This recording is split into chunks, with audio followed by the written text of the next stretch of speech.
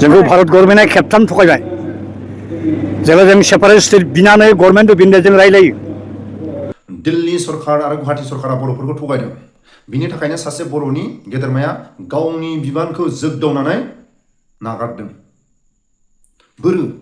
जोंनि हादोरनि गिदिर गिदिर निउसफ्रा बहा थांखो? इन्टारनेशनेल निउस, आसामनि गिदिर गिदिर Assamese news, Hindi news, English news बबेयाव थांखो? दुलाराय बर' फरायसा आफादा आसाम सरकार मावनो हायै, दिल्ली सरकार मावनो हायै बेबायदि सरकारा नांगौ बायदि हेफाजाब मदद होनो हायैयाव दुलाराय बर' फरायसा आफादा दैबाना जानाय जायगायाव जोबोद खस्थ' खालायदों। बोरो जोंनि हादोरनि खना खनला रायजो राजाफ्रा सोर नुदों सोर खोनादों? जेब्ला कारगिल दावहा जादों बे समाव जोंनि बर' हारिनि गेदेरमा दैदेनगिरिफ्रा, एक्स बिलटिनि गेदेरमाफ्रा, सिनियर जुनियर एक्स बिलटिनि बिथांमोना जों दं होननानै बिखा फोरदाननानै भारत सरकारनो मेसेज होदों। थिग आसाम सरकारा नांगौखिनि हेफाजाब होनो हायाखै, दिल्ली सरकारा दैबानायाव नांगौखिनि हेफाजाब होनो हायाखै। बे समाव दुलाराय बर' फरायसा आफादा जोबोद हेफाजाब मदद होदों। नाथाय आसामनि गिदिर गिदिर निउसआ बहा थांखो? जोंनि हादोरनि गिदिर गिदिर निउसआ बहा थांखो? इन्टारनेशनेल जोंनि हादोरनि निउसफ्रा बहा थांखो? लाजिदों नामा? दुलाराय बर' फरायसा आफादनि हेफाजाब मदद होनायखौ दिल्ली सरकारा लाजिदों ना गुवाहाटी सरकारा लाजिदों? भिडिअनि फुटेजखौ एसे खोनासंलां। जोंनि बर'नि सासे गेदेरमाया दिल्ली सरकारनि नंखाय बुंनाय, गुवाहाटी सरकारनि नंखाय बुंनाय बर'फोरखौ माबायदि थगायबोदों बिनि थाखायनो गावनि बिबानखौ जोगदावनानै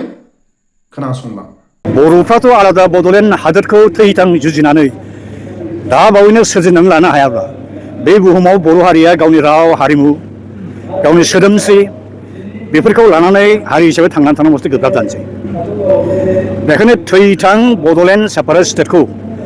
जेसेबां बर'फोरनि गेजेराव आफादफोर दं, पलिटिकेल पार्टिज होन, नन पलिटिकेल पार्टिज होन, फरायसा आफाद होन, आइजो आफाद होन, समाजारि आफाद होन, बे आफादनि मानसिफ्रा खौसेयै ज' जाफिननानै गोदान गोहो बोलो खायदा बुद्धिजों पिसफुलि डेम'क्रेटिक मास मुभमेन्टखौ खालामलांनानै बड'लेण्ड रायजोखौ आदाय खालामनो हायाब्ला महा मुस्किल दंसै आरोखि।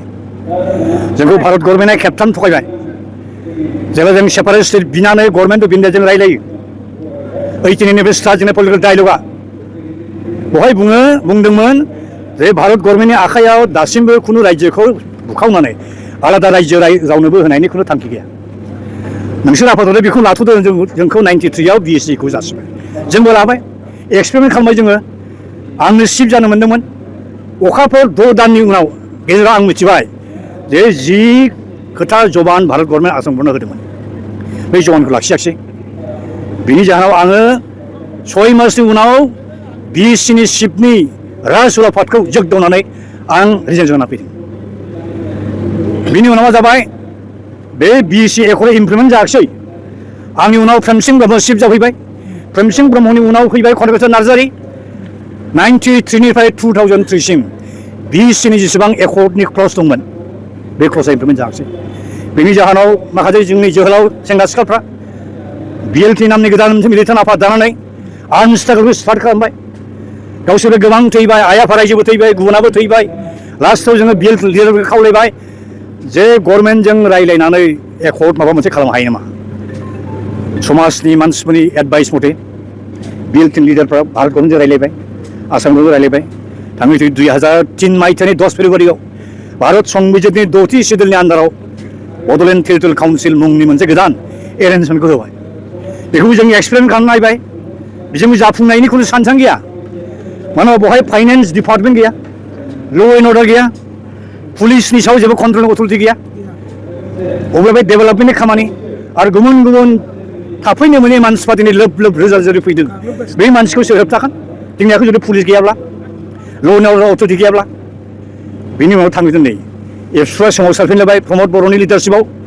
NDB प्रमद बर' एबसु UBPO गय खेब सावरायनानै दिल्लीयाव अकस्मात हरखाब रोखोमै खुनु सिभिल ससाइटि मिथिया मा सुक्ति खालामनो थांदों नै 2020 मायथाइनि 27 जानुवारियाव नुफेरै खोनाफेरै BTR नामनि गोदान मोनसे एरेन्जमेन्ट लाना फैबाय। बेवहाय जों नुबाय अनेक डिफेक्ट थाबाय। इभेन BTCआव हाबनाय गामिफोरखौनो खोलानिखौ दानख्लाबजोबनानै अनेक प्लेन लाबाय। 16था डिपार्टमेन्टखौ DC बनाव हरबाय। गुवाहाटी हाइकर्टआव जोङो PIL केस हैनांबाय सुप्रिम कर्टआव केस हैनांबाय बेयावसो थाबथादों थाङै थुङै लास्टआव आं हारसिंनो जेब्ला गुवाहाटि हाइकर्टआव जोंखौ फेजेनबाय बे जोंनि केसआव अन्याय भाबै जोंखौ फेजेनदों उफाय गैयै थैथां आइ आफाफोरनिफ्राय गरसे गरनै सान्दा मारा खांनानै दिल्लीनि सुप्रिम कर्टआव आं हारसिंनो आपिल हैनानै दं दा बेनिफ्राय जों बुजिबाय बे BTC-जोंबो जेबो जाखायाखै BTC-जोंबो मा जागोन नुखाबाय BTR-जोंबो मा जागोन नुखाजोब्बाय बोसोरबानि गेजेराव जोङो आइ आफा रायजोफ्रा जिबायदि एसे मदद मोननांगौमोन सहाय मोननांगौमोन साख्रि बाख्रि मोननांगौमोन मोनाखै आरो देग्लाय BTC-नो जिखिनि थाखा हरदों आसाम गभर्नमेन्टआ बिराद लासिंसिं दुखुनांथाव टटेल बेसेबां हरगोन 900 कौटिल' इयारमार्क खालामदों 900 कौटिनि मादाव 450 कौटि दाख्लैयाव रिलिज खालामबायनो ओमफ्राय 400 कौटिसो मोनबावनो दं आरोखि बेजों मा डेभेलपमेन्ट जागोन दा बेनि थाखायनो आलादा सेपारेट स्टेट रायजोखौ जों जेब्लासिमहालागै मोननाय नङा जों बे बुहुमाव गेरेमसा हारि हिसाबै मास्टार हिसाबै थांनानै थानांगौ मोनसे गोब्राब दं आरोखि बेनिखायनो आंनि हाम्बुल आपिला बे रावनिबो सायाव आंहा गाज्रि मोननायनि खोथा गैया जेसेबां बर' फिसा दं जेसेबां आफाद दं पार्टिफोर दं ज' जाफिननानै थैथां सेपारेट स्टेट बड'लेण्डनि सोमावसारनायाव बारसोमफिननांगौ भारत गभर्नमेन्टखौ नारसिननांगौ दा आरो जोंहा जेसेबां रोखोमनि मुभमेन्ट खालामनांगौ जों अलरेडि खालामखांजोब्बाय डेम'क्रेटिक पिसफुल नन भायलेन्ट मुभमेन्ट जों 93सिम खालामखांबाय बिनि उनाव आर्म स्ट्रागल जाबाय BLT लिडारशिपआव बेनि उनाव NDP-नि लिडारशिपआव आर्म स्ट्रागल जाबाय लास्टआव जोंनि फाइनाल सलुसना दाबोनो जायाखै आरोखि फाइनाल सलुसना जाबाय सेपारेट स्टेट मोनखांबासो फाइनाल सलुसन जागोन आरोखि दा बेखायनो जों गभर्नमेन्टनो बेखौ बुंनो नागिरदों जोङो जिबायदि रोखोमनि जोंनि गोहो बोलो जोंनि दुखु रागाखौ दिन्थिनांगौ मा रोखोम स्टाइलनि मुभमेन्ट खालामनांगौ already we have already completed जों फोजोबखांबाय now it is the time for table negotiation peace negotiation political negotiation आरो 2014 मायथाइयाव गभर्नमेन्ट अफ इन्डियानो सेपारेट स्टेट बड'लेण्डखौ दाजागोन ना दाजाथावा बिनि सायाव स्टाडि खालामनो one man expert committee headed by GK Pillai बै समनि इउनियन हम सेक्रेटारि बिथांखौ चेयारमेन फाथिनानै एक्सपार्ट कमिटि दानायनि नटिस होखांबायमोन सानसेखालि 2014 मायथाइनि 26 मार्च मोनगोन सम्भब एक्जाक्ट डेटखौ आं बावबाय GK पिल्लाया फैथारनोसैमोन क'क्राझाराव जों 1.5-2 लाखसो संकच सदियानि आइ आफा रायजोआबो फैदोंमोन बड'लेण्ड इउनिभार्सिटि केम्पास खाथियाव नाथाय दुखुनांथावखि मा जाबाय बै समाव जोंनि बर' फरायसा आफाद एबसुनि माखासे लिडारफ्रा मा गोसोखांखो मा सानफ्लांखो बहाय निस्सय दिसपुनिबो थुंग्रायाव थादों बेखौ फैनो नाङा होननानै बादा होबाय मा रोखोम बादा होखो नेशनेल हाइवेआव मटर टायार साइकेल टायार सावग्लुंलाबायनानै गिख्रंथाव मोनसे थासारि खालामबाय लोगो लोगो आङो बिसिनो फन हरबाय GK पिल्लायनि बिसिनो बे सारखौ जों नेगासिनो दं मानो फैदिया हाब सिटुवेसना ओरैनो बोरै थांनो हालायखो दा बे रोखोम जोनोम जादों आरोखि दा जों गभर्नमेन्टनि बेखौ बुंनो नागिरदों सिगांनि गभर्नमेन्टआ जिहेतु one man expert committee Bodoland स्टेटहुडनि सायाव स्टाडि खालामनो दाखांबायब्ला दा बे एक्सपार्ट कमिटिखौ दाफिननांगौ थिनहरफिननांगौ स्टाडि खालामफैनांगौ जों रायजोखौ मोनथावनांगौ ना मोनथाव नङा मालाया बोरै मोनदों जोंहा मानो मोननाङा फालाय बे 5 लाख 6 लाख 10 लाख 12 लाख बे नागाफ्रा मिज'फ्रा अरुणाचलिसफ्रा मेघालयनि गार'फोरा जयन्ति सेपारेट स्टेट जों मानो मोना बर'फ्रा मानो मोना जोंनिया पपुलेसन बेसेबां दानि BTD एरियायाव 30 लाख पपुलेसन दं बिनि गेजेराव जोङो खमावब्लाबो 20-25 लाख जागोन जों मानो मोना आरो जों मोनबावनो अनेक एरि दं जोंना संकच सदिया सिमाया मानो मोननांगौ जोंलाय आरो इन्डियायाव भारतआव ओरैबायदि मोनसे देश गैया जायगा गैया जि जायगा जि डिस्ट्रिक्ट जि साब डिभिजन जि गामि जि स्टेट जि कान्ट्रिया पार्टिकुलार मोनसे जाथिनिल' मोनसे देश जाया रायजो जाया गुबुन गुबुन हारिनि मानसिया थानो हायो दङ आरोखि जेरै नागालेण्डआव नागानि बादियाव अनेक गोबां मानसि दं अरुणाचलावबो गोबां मानसि दं मेघालयआवबो गोबां जाथिनि मानसि दं जोंनि दाबिया नायजो दाबि जों बेखौ मोनखानांगौ बेनिखायनो आङो लास्टआव दुलाराय बुहुमनि बर' फिसाखौ आं खावलायबाय गेजेराव गावजों गावनि गेजेराव जे गोनो गोथो गोरोन्थि सानफ्लांलायनाय भुल बुजाबनाय बेखौ जालदाब बावजोबनानै खौसेयै गावजों गाव बिखा गोरोबलायनानै गोदोना गोबालायनानै सिगांनि बायदि जों बड'लेण्ड सुबुं सोमावसारनायखौ जागायफिननांगौ आरो बे मेसेजखौ होनोनो आंखौ लेंहरनाय हिसाबै दिनै फार्स्ट कनभेनसन गोदोनि गोजाम भलुन्टियार फर्सनि आफादनि जे हांख्रायनाय बे हांख्रायनायखौ आङो सनमान होनानै आं नुजाफैदों आरो मेघालयनिखौ होन नागालेण्डनिखौ होन त्रिपुरानिखौनो होन मिजोरामनिखौ होन मणिपुरनिखौ होन सिक्किमनिखौनो होन 30,000 कोटी 20,000 कोटी 25,000 कोटी 19,000 कोटीनि सम नङाब्ला मालाय दा बे फिसा फिसा जायगाया एसे मानसि गोनांफ्रानो इसिबां थाखा मोनबाय जोंहा बिराद दुखुनि बाथ्रा जाबाय 30 लाख जनसंख्या गोनां बड'लेण्ड ओनसोलनि थाखाय मात्र नोङो 4,000 कोटी मा जादों बिराद दुखु नांगौ दा जोंनि जुक्तिया बेनो in terms of population जोंनि बाजेटारि एलोकेसना मानो 4,000 कोटी बा 900 कोटी जों मा जायगायाव जोंनि एगेन्स्टआ मानो डिसक्रिमिनेसन दा बे 4,000 कोटीखौ 30 लाख मानसिजों रानब्ला कय हाजार गोलैगोन नायदो बेजों मा डेभेलप जागोन दाख्लै मोनसे डिपार्टमेन्टनि EMनि अफिसाव आं थांनो मोनदों मोनसे खामानि बेसोरा बेनि डिपार्टमेन्टआ 18 कोटी दङ दा 46 जन MCनि EMजों राननांगौ नमिनेटेड मेम्बार 6 जन दं टटेल 40 लाख फोर बिदि जाहैबाय मा जागोन बिजों दा जोंनिया जुक्तिया बेनो जोंनि स्ट्रंगेस्ट आर्गुमेन्टआ बेनो गुबुन गुबुन फिसा फिसा स्टेटफ्रा 5 लाख 10 लाख 20 लाख पपुलेसना जुदि इसिबां जुदि थाखा मोनोब्ला दिल्लीनिफ्राय हक बा गावसोरनि स्टेटनिफ्राय हक जोंना मानो इसिबां जोंनिया बिटिडिआ सेपारेट स्टेट जाहैखाय बेखायनो जोंहा खम मोननांगौ आरोखि जुगे थगायजाबाय थानांगौ नामा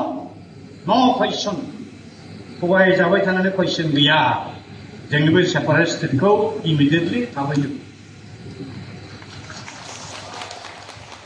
बे जाबाय जोंनि जुक्ति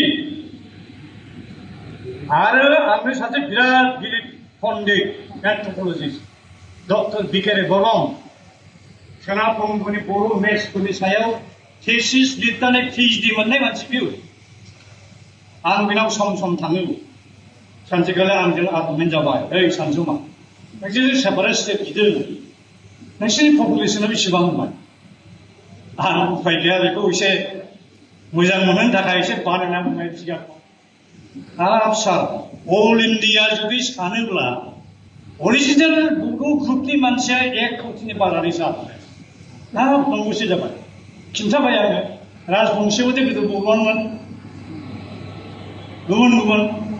जत्थ' आसामनि चाइना तिब्बेट लेंगुवेज बर' लेंगुवेज फेमिलिनि मेम्बार मानसिफोर बेखौ खिन्थाजोब्बाय जाबाय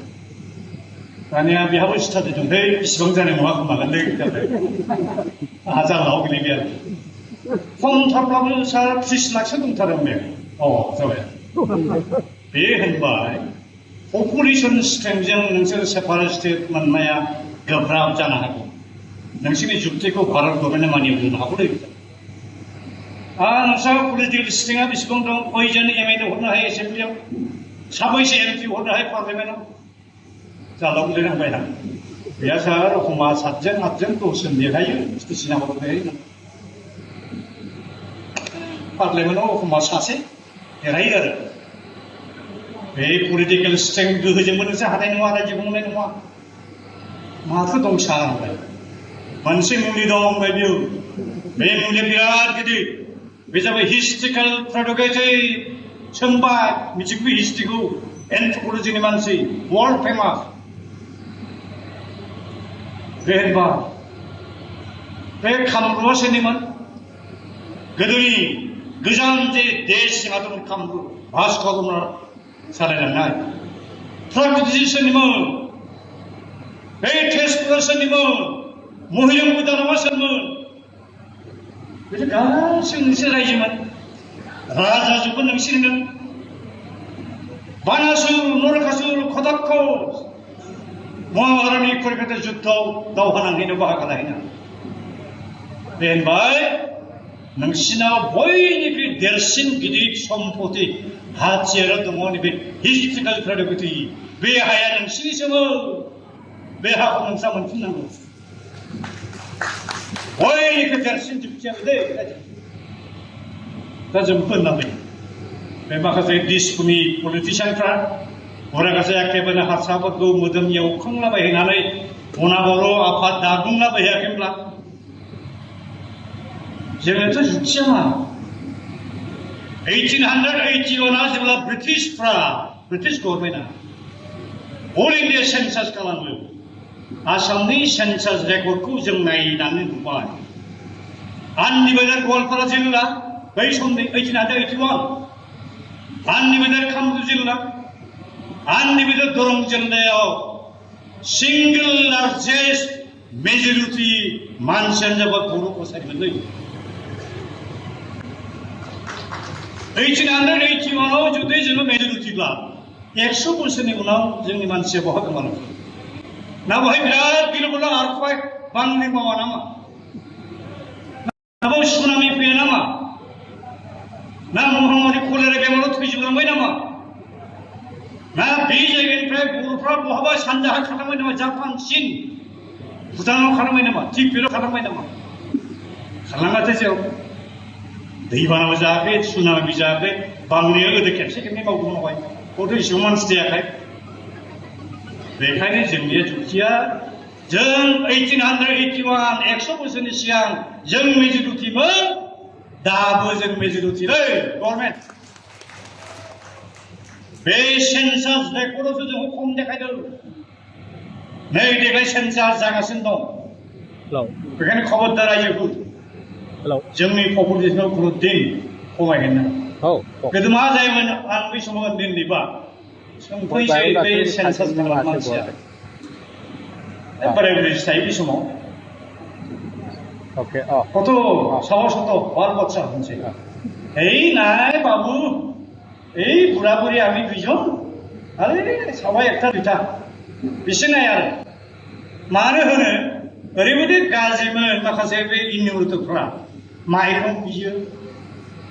हाखाबाय बिना लाङो बुरजा बुरजा मानसि खिन्थाबा माइरंआ बारा बारा बुरजा बुरजा हरनांगोन फैसा बुरजा हरनांगोन बेबायदिनि थाखाय खम खम ओमफ्राय जेनेबा बे हारसा मानसि फैबाय सेन्सास खालामनाया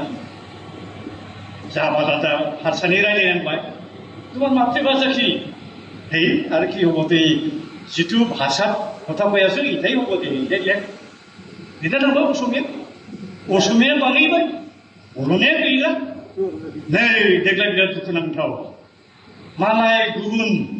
ओइ सिटलाव हाबनाय लेंगुवेजफ्रा रावफोरनिया दंजोबो दाख्लै आंनाव फैदोंमोन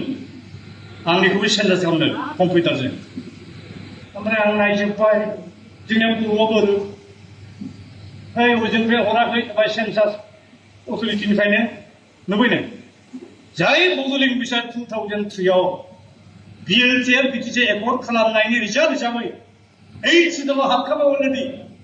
बे लेंगुवेजआ सेन्सास रेकर्डआव बे माबायाव मा पर्टेलाव थांनाङा बे दा दहाय जों खौसेया बुंदों बर' थुनलाइ आफादगिरिया जोंनि गेजेराव टेकनिकेल न'हाव मानसि गैयैखायनो हयथ' बेखौ असुबिदा जादों होनदों मा खोथा बेलाय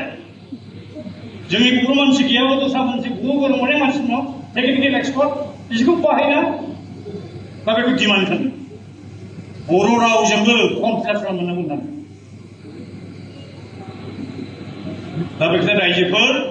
सुबुं बिसानाव जों गोदोबो मेजरिटि दाबो मेजरिटि